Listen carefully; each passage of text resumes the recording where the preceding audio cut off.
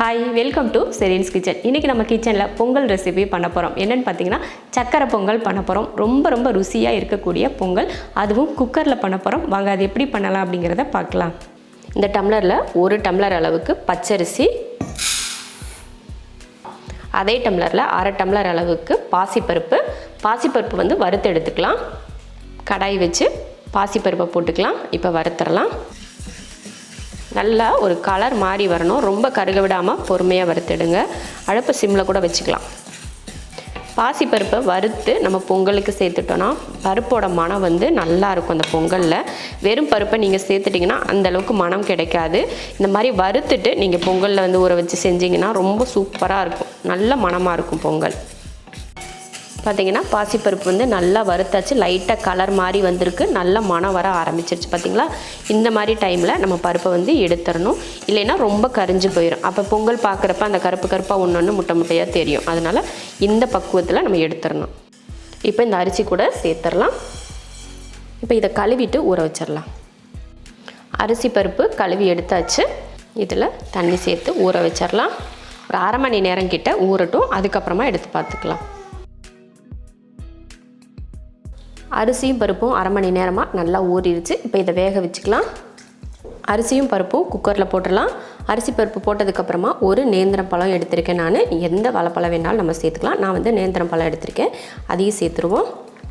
அடுத்து ஒரு 1/2 டம்ளர் அளவுக்கு பால் சேர்த்துக்கலாம். காய வச்சு ஆறின பால் தான் இது. அடுத்து தண்ணி சேர்த்துக்கலாம். நான் வந்து 1 டம்ளர், இதில் 1 டம்ளர் பச்சரிசி தான் சேர்த்துருக்கேன். அதுக்கு தான் இப்போ தண்ணி சேர்க்க போகிறோம். 1 2 3. இதில் 3 டம்ளர் தண்ணி, 1/2 டம்ளர் பால் சேர்த்துருக்கேன். இப்போ இதை குக்கர் மூடி போட்டுடலாம். அடுப்பில் வச்சு ஒரு 5லேருந்து 6 விசில் விட்டு வேக வச்சு எடுத்துக்கலாம். 250 கிராம் வெல்லம், அதை பாகு காய்ச்சிக்கலாம். ஒரு 1/4 டம்ளர் அளவுக்கு தண்ணி. வெல்லம் எதுக்காக, பாகு காய்ச்சறதுக்காகலாம் இல்லை. கம்பி பதம் இதெல்லாம் எதுவுமே தேவையில்லை. நம்ம வந்து சும்மா அந்த கல்லுங்க அப்புறம் சின்ன தூசிங்கெல்லாம் இருக்கும் பார்த்திங்களா, அது இருக்கும்ல, அதை வடிகட்டணும் அப்படின்றதுக்காக தான் காய்ச்சிரும். நல்லா கரைஞ்சி வரட்டும். அதுக்கப்புறம் எடுத்துக்கலாம். வெல்லம் பார்த்திங்கன்னா நல்லா கரைஞ்சிருச்சு. 1 2 இருக்குது. அந்த சூட்டில் வந்து அது நல்லா கரைஞ்சிரும். இப்போ அடுப்பை ஆஃப் பண்ணிடலாம். ஆஃப் பண்ணிவிட்டு நம்ம வேக வச்சுருக்கோம் இல்லையா பொங்கலுக்கு அரிசியும் பருப்பும், அதை ஓப்பன் பண்ணி பார்த்துடலாம்.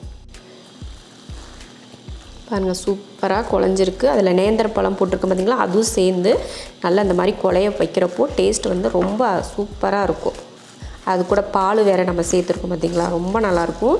ஓப்பன் பண்ண உடனே அந்த சூட்டோடையே இந்த மாதிரி கிளறி விட்டால் தான் அந்த சாதம் வந்து நல்லா குழையும்.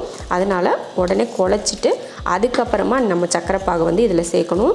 உடனே நீங்கள் சக்கரைப்பாகை இதில் சேர்த்துட்டிங்கன்னா அரிசி வந்து முழுசாக நிற்கும், கரையவே கரையாது. அவ்வளோதான். நல்லா இந்த மாதிரி ரைஸும் அரிசியும் பருப்பையும் மசிச்சாச்சு. இப்போ இதில் நம்ம பாகு சேர்த்துக்கலாம்.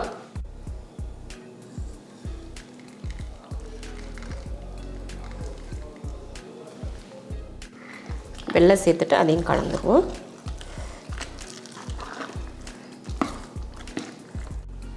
மூணு ஏலக்காயை தூள் பண்ணியிருக்கேன், அதையும் சேர்த்துக்கலாம்.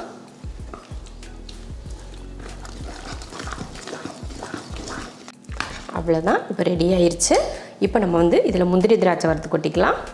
கடாய் வச்சு ஒரு 2 ஸ்பூன் அளவுக்கு நெய் வந்து உங்கள் விருப்பத்தை பொறுத்து எவ்வளோ சேர்க்கணுனாலும் சேர்த்துக்கலாம். அது உங்கள் விருப்பம். இதில் கொஞ்சம் முந்திரி பருப்பு போட்டு அதை லைட்டாக வறுத்துக்கலாம். கொஞ்சம் பொன்னிறமாக வரட்டும். அடுத்து திராட்சை.